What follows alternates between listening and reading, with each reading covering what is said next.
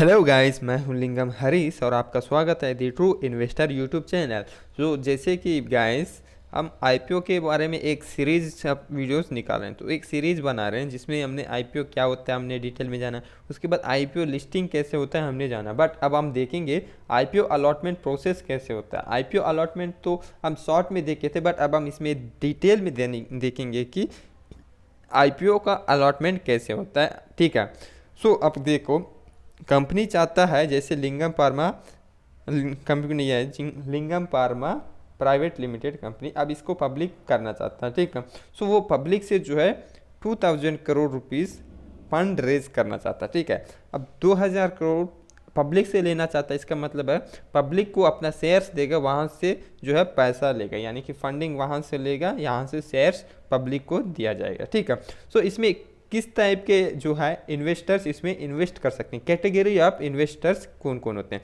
तो इसमें सबसे पहले आते हैं qualified institutional buyer. Qualified institutional buyers मतलब जिनके पास बहुत सारे पैसे हों, अरबों करोड़ों हो। एक इंस्टीट्यूट होते हैं, जैसे बैंक्स होते हैं, mutual fund, FIS, insurance fund, pension fund, provident fund, venture capital, ये सब जो है एक बड़े बड़े इंस्टीट्यूट होते हैं जिनके पास बहुत सारा पैसा होता है। उनको जो है मैक्सिमम 50% तक जो है अलॉटमेंट का चांसेस रहते हैं। ठीक है। मैक्सिमम मतलब इससे ज़्यादा नहीं कर सकते। ठीक है। तो इसके बाद non institutional investor. Non institutional investor को क्या बोलते हैं? एचएनआई भी कहा जाता है। एचएनआई मतलब हाई नेटवर्थ इंडिविजुअल, मतलब जैसे आप या फिर कोई और जिसके पास करोड़ों पैसा है, सो मतलब जिसका बहुत सारा नेटवर्थ है, सो वो क्या करता है, खुद से जो है अपने पैसों को उसमें डालता है, तो वो किसी इंस्टीट्यूशन से जुड़ा नहीं रहता है, तो उसको बोलते हैं नॉन इंस्टीट्यूशनल इन्वेस्टर। ठीक है। जिसका मिनिमम 15% जो है अलॉटमेंट कोटा रहता है, मतलब मिनिमम इससे भी ज़्यादा डाल सकता है, ये मैक्सिमम इससे ज़्यादा नहीं लगा सकता, और ये मिनिमम 15% से ज़्यादा बढ़ा सकता है। ठीक है। देन उसके बाद आता है रिटेल इंडिविजुअल इन्वेस्टर, जैसे हम जैसे छोटे रिटेल इन्वेस्टर जिनके पास जो है 30% मिनिमम जो है, इससे भी ज़्यादा हम अप्लाई कर सकते हैं। ठीक है। मिनिमम वो खुद रखता है, एक कंपनी जो है आईपीओ लाता है तो वो खुद कंपनी रखता है कि इन्वेस्टमेंट बैंक खुद डिसाइड करता है कि कितना कोटा किसको दे। ठीक है। सो ये अपने हाथ में नहीं रहता। ठीक है। देन उसके बाद आता है रिजर्व कैटेगरी। रिजर्व कैटेगरी मतलब अगर वो कंपनी जो है आईपीओ ला रहा है, उस कंपनी के अंदर काम करने वाले जो एम्प्लॉय होते हैं उनको, और उस कंपनी के उसके कोई दूसरा पार्टनर कंपनी है तो उसको भी जो है कुछ जो है उनको रिजर्वेशन मिलता है, कि उनको कुछ बेनिफिट मिल जाता है, मतलब कुछ डिस्काउंट में भी मिल सकता है। ठीक है। सो अब इसके बाद हम देखेंगे क्वालिफाइड इंस्टीट्यूशनल बायर जो होते हैं, उसके जो 2 टाइप्स के इसमें इन्वेस्टर्स होते हैं। एक होता है एंकर इन्वेस्टर, दूसरा होता है अदर क्यूआईबी कोटा। मतलब अब इसमें जैसे कि हमने पहले ही देखा, इसको मैक्सिमम 50% का अलॉटमेंट चांसेस रहते हैं। ठीक है। अगर 50% रखा है तो इसमें 50% मतलब 2000 करोड़ का 50% कितना होगा? 1000 करोड़। ठीक है। तो इस 1000 करोड़ में एंकर इन्वेस्टर को जो है कुछ बेनिफिशियल दिया जाता है, जैसे कि अगर कोई 10 करोड़ रुपया से ज़्यादा इन्वेस्ट करता है उस कंपनी में, तो वो क्वालिफाइड इंस्टीट्यूशन कोई भी चाहे उसमें इन्वेस्ट कर रहा है तो उसको जो है एंकर इन्वेस्टर बनाया जा सकता है। ठीक है। सो मैक्सिमम 60% ऑफ क्यूआईबी का जो है ये एंकर इन्वेस्टर्स को अलॉट किया जाता है, यानी कि अब देखिए 1000 करोड़ का 60% कितना होता है? 600 करोड़। 600 करोड़ जो है ये सिर्फ और सिर्फ एंकर इन्वेस्टर को जाता है। बाकी जो है अदर क्यूआईबी, यानी कि जो एंकर इन्वेस्टर नहीं है, जो 10 करोड़ से कम अमाउंट डालते हैं, उनको जो है ये 400 करोड़ उनको चला जाएगा। ठीक है।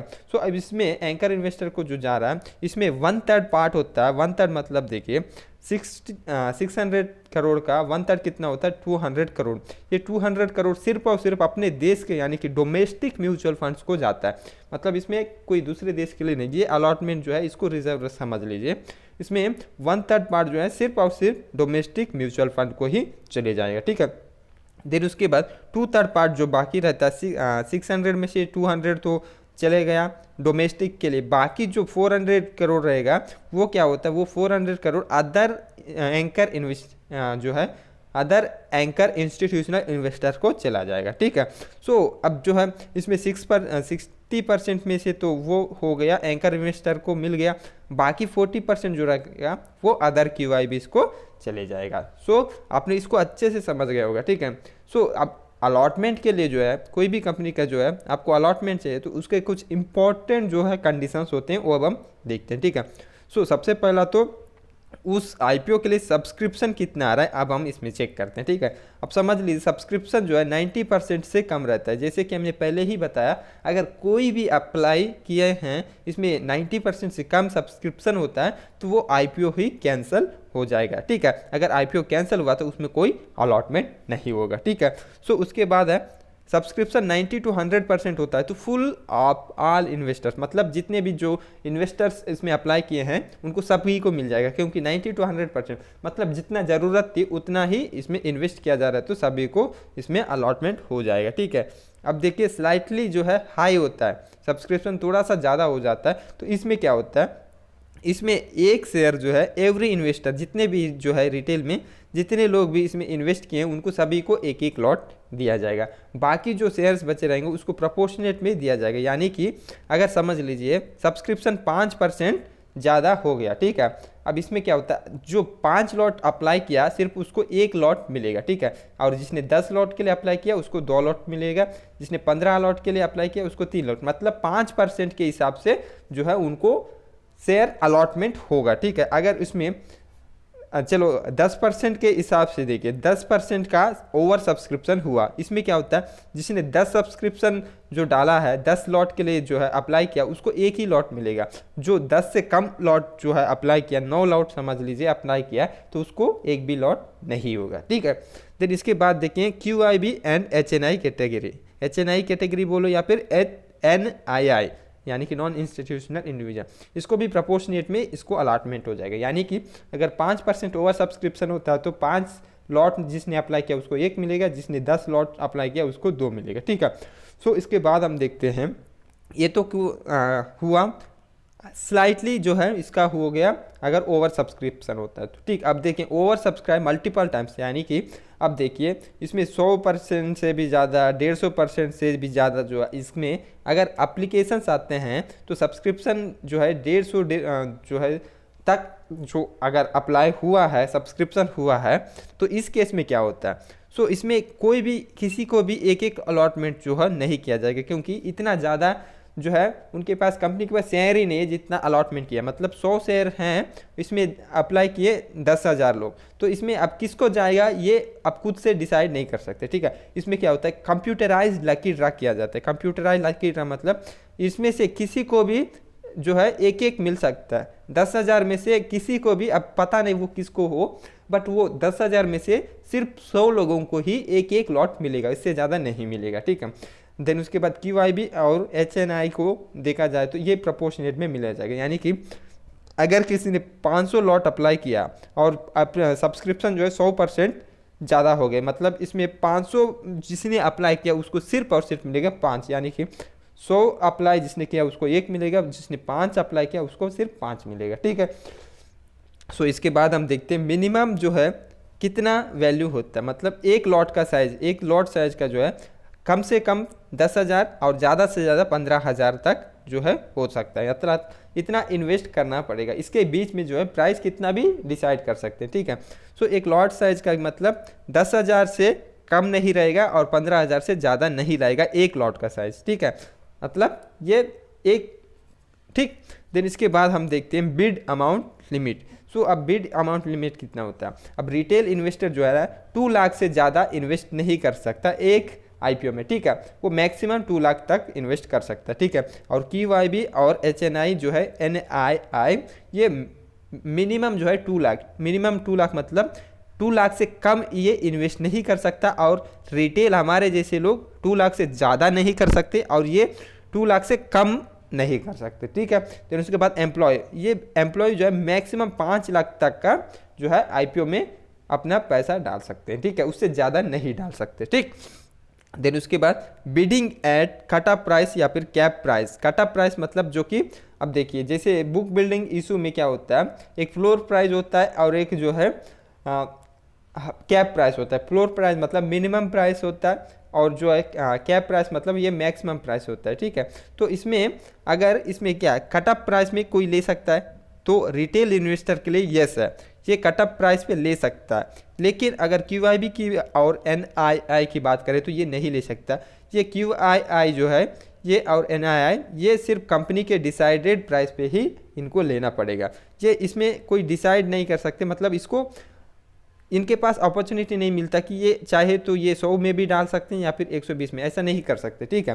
सो ये सिर्फ और सिर्फ रिटेल कैटेगरी के लिए अवेलेबल है, ठीक है। तो रिटेल कैटेगरी के लिए क्या होता है, रिवाइज बिड बिफोर क्लोजिंग, यानी कि अब देखिए सब्सक्रिप्शन ज़्यादा होने की चांसेस है, तो अब इसमें 100 रुपया और 120 रुपया के बीच में आप समझ लीजिए आपने 110 रुपया के प्राइस में जो है ना आपने अप्लाई किया, ठीक है। अब आपको लग रहा है सब्सक्रिप्शन ज़्यादा होने के चांसेस है, मेरे को लगता है कि इसमें मेरे को अप्लाई किया हूँ 110 में, मेरे को नहीं मिलेगा, इस केस में अगर मैं चाहूँ तो 120 कर सकता हूँ क्या, ये पॉसिबल है रिटेल के लिए, ठीक है, रिटेल के लिए ये पॉसिबल है। बट अगर QIB और NII ऐसा करना चाहे तो वो नहीं कर सकता, इसके लिए पॉसिबल नहीं है, वो रिवाइज नहीं कर सकता। एक बार किया मतलब एक बार अप्लाई किया तो उतना ही प्राइस रहेगा और रिटेल इन्वेस्टर चेंज कर सकता है, ठीक है।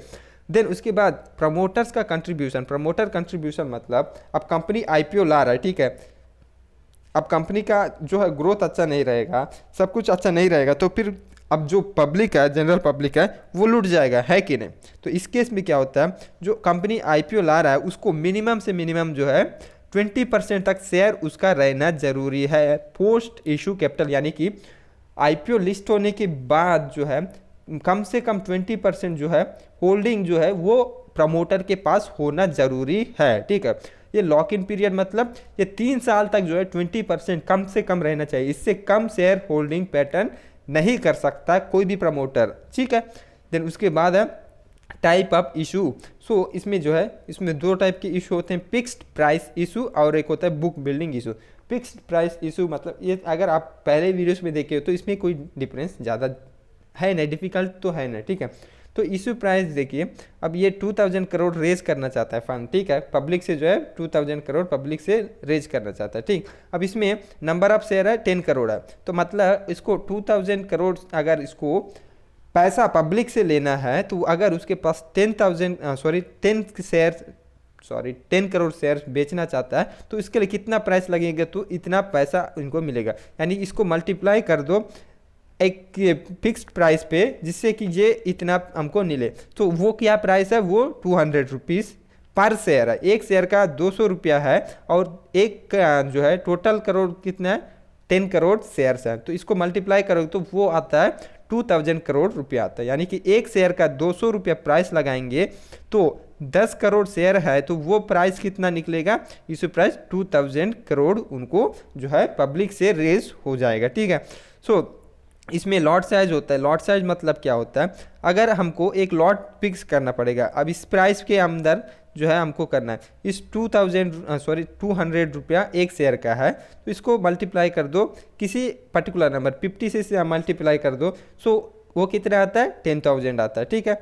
फिर उसके बाद चलो ठीक है हमने 60 कर दिया तो 12,000 आ रहा है, यानी कि हम मैक्सिमम कितना एक लॉट का साइज का कितना रख सकते हैं, 10,000 से लेकर 15,000 तक रख सकते हैं, ठीक है। तो इसमें 10,000 अगर यहाँ 50 से मल्टीप्लाई करेंगे तो 10,000 आएगा, लेकिन हमने 60 से किया तो वो कितना आया 12,000 आ रहा है, ठीक है। तो हमने 12,000 एक लॉट का जो है प्राइस रख दिया, ठीक है। मिनिमम लॉट साइज इतना है, इसका मिनिमम इन्वेस्टमेंट 12,000 रुपया होता है। और अलॉटमेंट कोटा की बात करें तो फिक्स्ड प्राइस में जो है रिटेल इन्वेस्टर को जो है मिनिमम कम से कम जो है उनका पास जो है मिनिमम 50% तक जो है अप्लाई कर सकते हैं, हो सकता है अगर उनको 60% भी चाहिए तो रख सकता है, मिनिमम मतलब इससे कम नहीं दिया जाएगा, ठीक है। और बाकी जो है high net worth individual corporate institute और रिजर्व कैटेगरी के लिए उनको छोड़ा जाता है, ठीक है। देन इसके बाद हम देखते हैं book building issue. Book building issue देखें, इसमें बुक बिल्डिंग में क्या होता है, अब समझ लीजिए 2000 करोड़ तो वो चाहता है कि रेज करे, ठीक है, बट वो कंपनी अब हो सकता है कि इस केस में अगर उनको प्राइस जो है करेक्ट ना लगे तो उसमें सब्सक्रिप्शन नहीं हो, तो मतलब उसका सब्सक्रिप्शन नहीं होगा तो फिर थोड़ा डिफिकल्ट हो सकता है। इस वजह से क्या होता है एक दो प्राइस रखते हैं, ठीक है। अब देखिए 180 का एक प्राइस फ्लोर प्राइस रखें और 200 का जो है कैप प्राइस रखें। सो इसमें इन्वेस्टर चाहे तो 180 में भी डाल सकता है या फिर चाहे तो 200 में भी डाल सकता है। वो इसके ऊपर डिपेंड करता है कि इन्वेस्टर कितनी प्राइस में खरीदना चाहता है, एक शेयर को किस दाम में खरीदना है। मतलब अगर इस दाम में खरीदेगा तो उसको एक लॉट का प्राइस कितना पड़ेगा, 10,800 पड़ेगा। अगर वो जो है 200 में लेना चाहेगा तो उसको पड़ेगा 12,000 रुपीज़ पड़ेगा, ठीक है। सो इस प्राइस को बोलते हैं फ्लोर प्राइस, इस प्राइस को बोलते हैं कैप प्राइस। सो इस दोनों के प्राइस के बीच जो डिफरेंस रहता है जो है मिनिमम जो है 20% से कम ना हो, ठीक है। 20% मतलब अब देखिए सॉरी, मैक्सिमम जो है ये 20% होना चाहिए, मतलब मिनिमम नहीं बोलना चाहिए था मेरे को, मैक्सिमम जो है इसमें 20% से ज़्यादा डिफरेंस नहीं हो सकता, ठीक है। देन उसके बाद देखिए इसमें लॉट साइज 60 है तो 60 इंटू मल्टीप्लाई कर दो, इसके साथ जो प्राइस के ऊपर डिपेंड करता है, 180 इंटू 60 करोगे तो ये प्राइस आएगा, 60 इंटू 2000 करेगा तो वो आएगा कितना, 12,000, ठीक है। देन उसके बाद इसमें अलॉटमेंट कोटा कितना, रिटेल इन्वेस्टर को मिनिमम 35% दिया जाएगा, HNI को या फिर NII को दिया जाएगा 15% मिनिमम, और QI बेस की दिया जाएगा मैक्सिमम 50%। ये तो पहले ही आपको बताया गया है, तो ये सब इतना ही है। अब आपको अलॉटमेंट का तो डिटेल में आपको समझ आ गया। अगर आपको ये वीडियो अच्छा लगा तो चैनल को सब्सक्राइब करके ना भूले और बेल आइकन को प्रेस करना ना भूले, ठीक है। वीडियो को लाइक कर दीजिए और कमेंट कर दीजिए कि वीडियो पसंद आया है या फिर नहीं, क्या आपको पहले से इन्फॉर्मेशन था या फिर नहीं। सो बी केयरफुल, बीच से पैसा बनाते रहो मार्केट से। Bye bye, take care.